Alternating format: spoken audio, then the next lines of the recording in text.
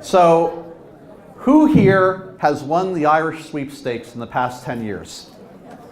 I've won it twice, okay?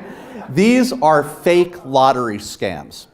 And a fake lottery scam is going to give you notice that you've won a television, you've won a trip, you've won the Irish sweepstakes, right? And they're going to say to you, but in order to collect your prize, I need you to send me, $100, $200, $300 in administrative fees. And these administrative fees are to pay for taxes, they're to pay for shipping, they're to pay for all sorts of administrative costs. They also might ask you to call them on a certain number. So you might get a correspondence, and that could be through the mail. The one I got through email, the other one I got a letter sent to the house, and in both cases, they asked me to call them to verify all my information, and the number they gave was a 900 number.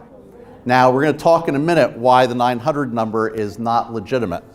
So they tell you things like, contact us now. They want to build some urgency around this. Contact us now or you're going to lose your prize. Oh, no, I don't want to lose my prize. I just won it. How can I lose it? They also tell you, don't tell anybody or you're going to lose your prize.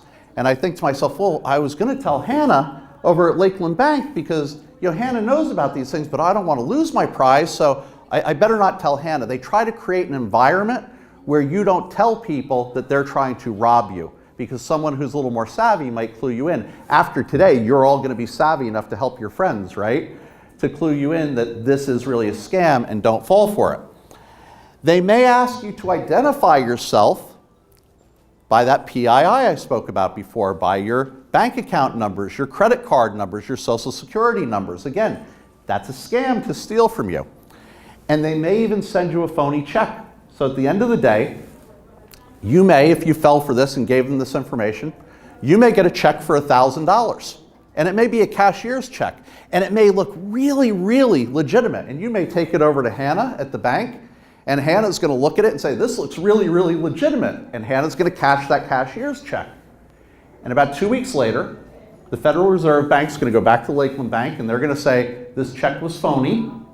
And then guess who's on the hook for that $1,000? You are. Legally, you're on the hook for the $1,000. Whether or not Lakeland Bank makes you pay the $1,000, that's another story. But legally, you're on the hook for the $1,000. Hang on. There we go. Warning signs that you are in the middle of a fake prize scam.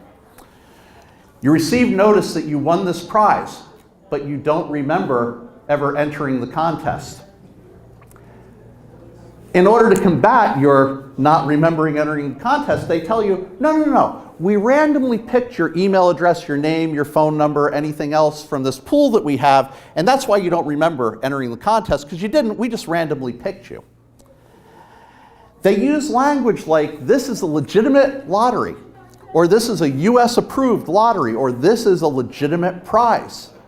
If you hear anybody claiming how legitimate they are, stop and question yourself how legitimate they really are. If you have to tell somebody you're legitimate, you might not be legitimate. They ask you to call a 900 number. Now I said I'd get back to it. If somebody asks you to call an 800 number, so if you called my company's 800 number, I, as the company owner, I'm paying for that 800 call. I'm paying for you to call me.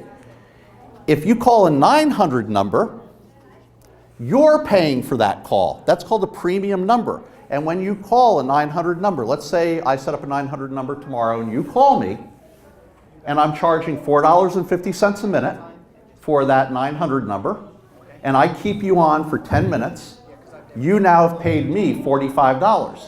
And the next time you get your phone bill, you'll see that $45 on your phone bill. And you're going to call the phone company and say, but I didn't make this call. And they're going to say, yes, you did. Pay the $45. And then that $45 goes to me as the scammer. That's kind of the insult on top of the injury. After they're trying to steal from you, they're trying to charge you to call them so that you can pay them to steal from you. So the scammers may ask you to provide, again, common theme, right guys? They're going to ask you to provide personally identifiable information, your bank account number, your credit card number, right? Say it with me, your social security number, Anybody asks you for these things, you turn, you walk away, you don't give it to them. How do you protect yourself? Well, if someone ever asks you to pay to receive a prize, it's not a real prize, right? Walk away. Never call a 900 number.